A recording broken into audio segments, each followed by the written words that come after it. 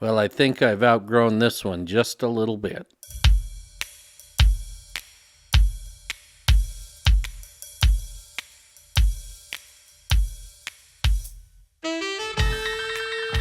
So this hand tool cabinet was one of the first things that I built here in the new shop, and it served me well, but I think I've outgrown it just a little bit.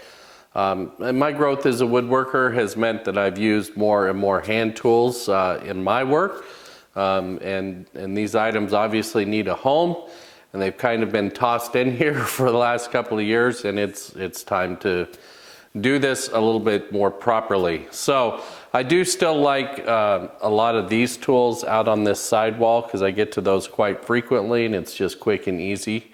But this stuff I prefer to be in a cabinet and a little bit more protected. So one of the things I know I need to do is I need to increase my depth just a little bit, but I still want access to my chisel rack down here because I really like the chisel rack. So I could jump into SketchUp and start taking a bunch of measurements and moving things around, but I think I'm going to start over at the table, setting up a grid and figuring out what I want and where I want it, and maintaining my footprint, and then we'll jump into SketchUp. Okay, so there's kind of the basic layout as I set it up, and it's quite frankly it's a good thing I set it up like this. Because it changed some numbers and some layout and some things that I was thinking in my head. Sometimes seeing reality is better than just seeing a drawing. I really didn't think I wanted to add a couple of drawers, but I am. I'm going to add a few drawers, and I'll put an overhead video of this up so you can kind of see all my lines and stuff. But I think that this is what I want. The downside is there's not a great deal of room for growth. Now, I think that I have pretty much everything that I want at this point as far as hand tools, because I'm not a primarily hand tool user. And I do still have a little room in the bottom, and I'll have a little room here in the top to add some things, but I have to keep in mind these things on the top are a little bit more difficult to reach. So this is the top of the cabinet, by the way, and your side there is the bottom of the cabinet. So things like this draw knife are going to be a little bit difficult to reach, and that's okay because the draw knife isn't something that I use very frequently. So I'll do this little fly around video. We'll talk about it a little bit, and I'm going to leave this layout on my table for a while. You'll probably see it several times through the build, just to make sure that I stay on track. But I am going to go back in the house tonight and dump this into SketchUp and try to produce an actual drawing to what's laid out here on my table. I started by laying out all my parts. My local hardwood dealer sells rustic walnut at a much cheaper price because of the number of defects in the boards. I try to work around the defects as much as possible, knowing that I'll most likely have to repair whatever is left in. Pretty standard milling process, really. I start by cutting them to rough length with the jigsaw, and then normally I would rough rip them at the bandsaw, but these were narrow enough that I just didn't need to do that. Then I can go off to the joiner to get one face flat and one edge jointed, and then I'll go over to the planer to make the faces parallel, making sure that I leave enough thickness on them to account for the epoxy work that I still have to do. And then finally we'll jump over to the table saw to rip them to final width.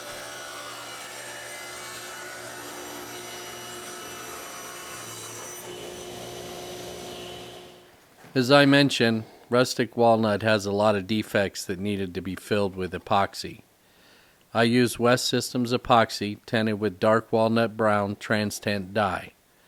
All told, it took me nearly 2 days to get all the epoxy work done, but I think it was worth it in the end. So laying out dovetails doesn't have to be difficult. I'm going to show you a nice, easy method. It's not my method, it's just one that I have used over the years and it works well for me. I'm also going to do this in a white pencil, just so it shows up better on camera, but normally I would use my marking knife for this. I'm going to start with selecting, I use 3/8 for my side pins here. So I'm just going to start there. And then after that, all you need is a simple set of dividers. Now I'm going to start on this line, and I'm just going to walk this off and see where they land. So that's 4, and I'm a bit short here. So I'm going to open this up just a little bit, and we're going to try this again. Again, I'm not making any marks in these yet, and my goal is to come over this line just a little bit, and that's probably not quite enough over that line. I'm going to open it up just a little bit and try this one more time. That actually looks pretty good. So now I'm going to come back, and I'm actually going to put these marks in.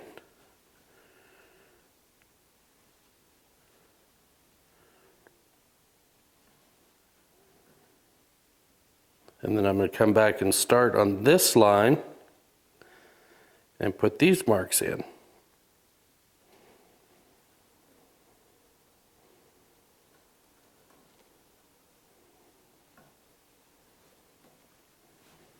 And with all those marks in place, now we can go ahead and mark these pins.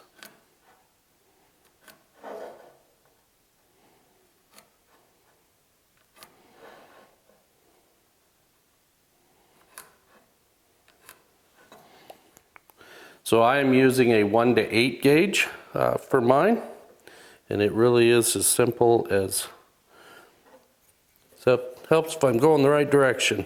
I'm trying to do this backwards.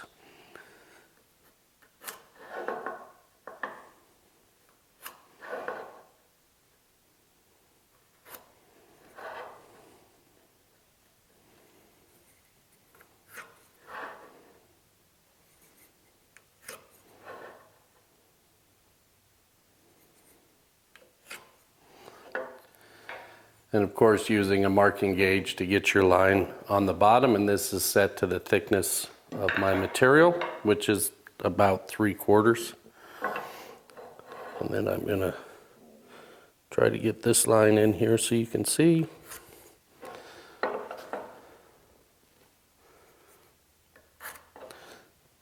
And there we go. So again, just a nice easy way to get dovetails marked. They're evenly spaced. What that spacing is, I don't know. Frankly, I don't care. But now I'm ready to cut these. If I'm hand cutting these, I am for sure using a marking knife instead of a thick pencil. But I think we're going to cut these on the bandsaw, and I only need one set of setup marks. So let's move over to the bandsaw. So this is just a simple 1/8 jig setup for the bandsaw with a stop block setup so that I don't go beyond my baseline that I marked with the marking gauge. I set up for one side and then flip the board over and do the opposite side. I know it's too early to tell, but this is where I made a big mistake.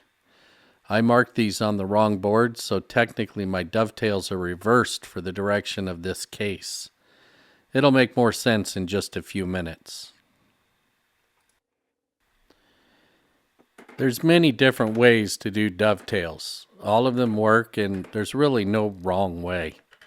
I just find it a little faster to do them at the bandsaw and then chop out the waste at the bench.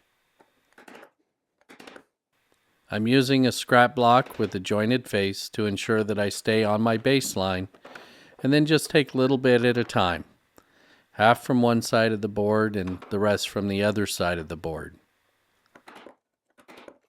Then I'll spend a little bit of time at the bench with the board flipped vertically, just to clean everything up and make sure they look good and get ready for marking the other side of the dovetail joint.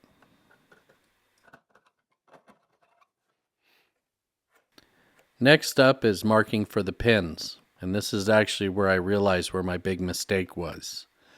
The tailboard here is actually the top of the cabinet.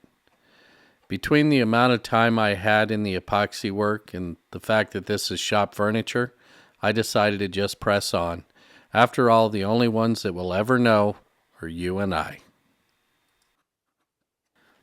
I am marking everything with a knife this time for accuracy, trying to ensure that the pins fit the tails correctly. I always mark the waist side and then cut as close to the knife line as I can without going over. I'll clean them up with a chisel as I test fit each corner. I cut all of the right side first and then change my angle to cut the left side. This helps me maintain some consistency.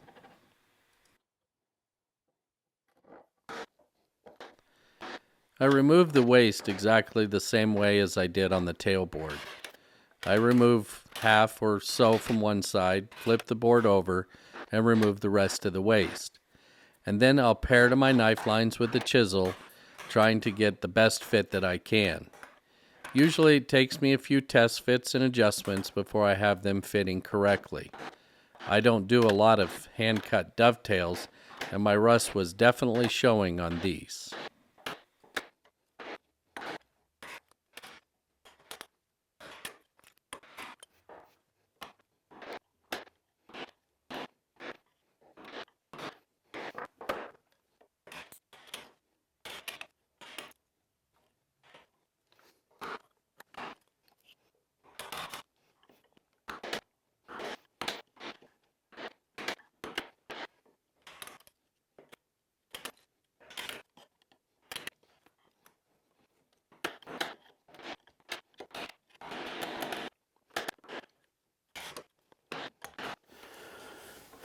Okay, so it's certainly not the prettiest dovetails I've ever cut. I've got a couple little gaps here. I'm gonna have to deal with this being the most significant one. But yeah, it'll be fine.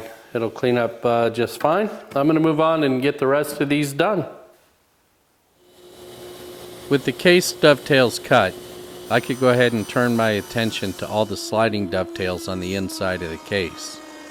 I started by removing a little material at the table saw first, and then cutting the actual dovetail at the router table.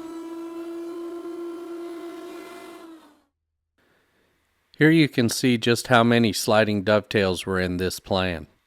Some of these internal ones didn't allow me to use the fence on the router table, so I used a miter gauge and clamped the stock down to ensure it didn't move.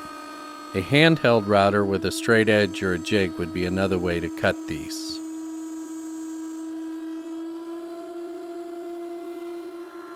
Normally, this is where I would cut the male portion of the sliding dovetail, but I decided to switch gears and cut the stopped rabbet in the back for the back panel. I dropped the board onto the bit and then stopped short of the end. These always make me just a little nervous. Just seems counterintuitive to drop a board onto a spinning bit. Now with all the female sliding dovetails cut, as well as the rabbet for the back panel, I could go ahead and glue up the case. Doing it this way allowed me to get accurate measurements for fitting all of the male dovetails as well as the back panel. The case came out great, but was just a little bit out of square. A clamp on the corner allowed me to pull it perfectly into square. With the case all glued up, I could start cutting the male portions of the sliding dovetails. I made a few test cuts first to really dial in the fit before doing them on the final parts.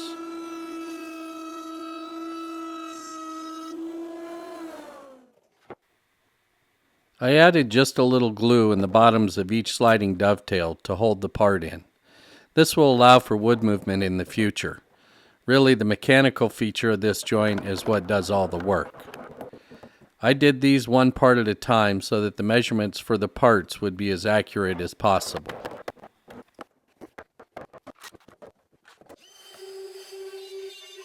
With the case flipped over, there was still a little work to do for the back panel, since I left those stopped rabbet cuts just a little bit short.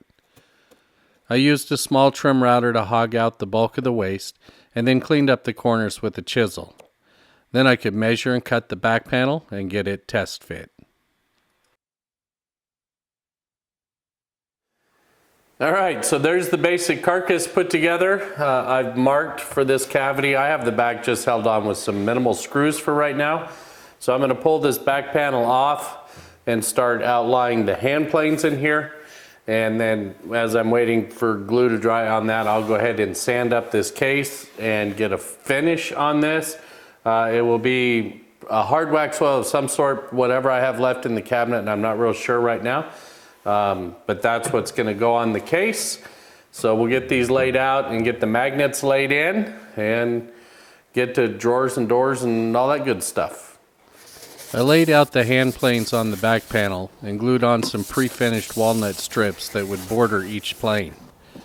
And then I went ahead and added General Finishes hard wax oil to the case.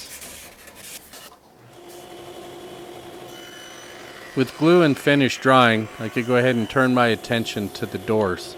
Simple mortise and tenon with a floating panel. I cut the grooves at the table saw using just a standard blade and shifting the fence to sneak up on a perfect fit. I then trimmed the parts to final length and went back to the table saw to cut the matching tenons to fit the grooves. Again, just a regular single blade in the saw to hog out the material.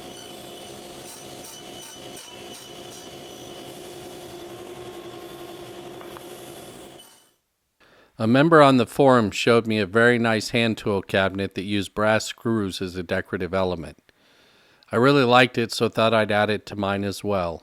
I used a spacer board and a small drill block to locate each screw, then drilled a pilot hole and countersunk each one. Brass screws, so all driven by hand. Next up was the magnets. These are used to ensure that these planes don't tip over in the case.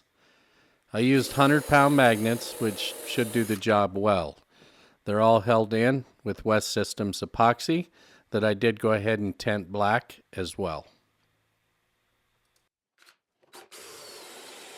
With the doors out of clamps, I could drill the cup locations for the Blum Euro hinges and get the hardware installed and get ready to hang these doors.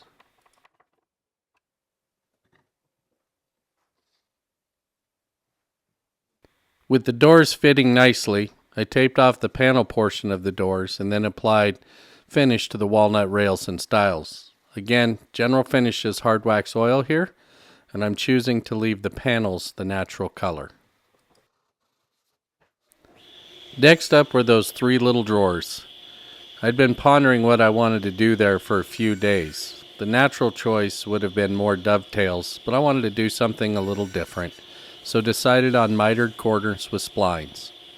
The small box miter sled is awesome for doing these, and the joints just came out perfect. I cut all the grooves for the bottom at the table saw, adjusting the fence to sneak up on the perfect fit. Nothing really new here for creating the drawers. Simple tape and glue does the trick. I did do a dry fit first to measure for the bottoms.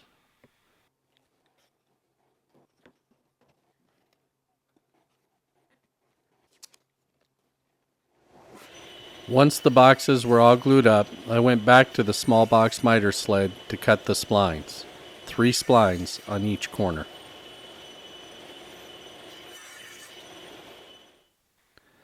I decided on walnut splines since walnut was the primary species for this project. As well, it goes really well with that nicely figured maple box. All right, guys, so there it is. It's all wrapped up. I did add a little bit of zebra wood to the drawer fronts just to spice it up a little bit. I used cap screws for the pulls because I needed them to be low profile because of the way that I built the doors. This one did create me a little issue in this rail, and I just drilled a little relief hole for that. Not a big deal. The magnets are working well. And yeah, I'm pretty happy with how it turned out. I didn't go into a lot of detail on the various tool holders and things because they're very specific to what I have in this cabinet, and not everybody has what I have. If you want some close-ups of what I built and have some questions about how I built it, I'm more than happy to answer those for you, so just reach out. So yeah, I think I'm going to go ahead and close this one up and call it a wrap. Get my bench back over here and call this one done.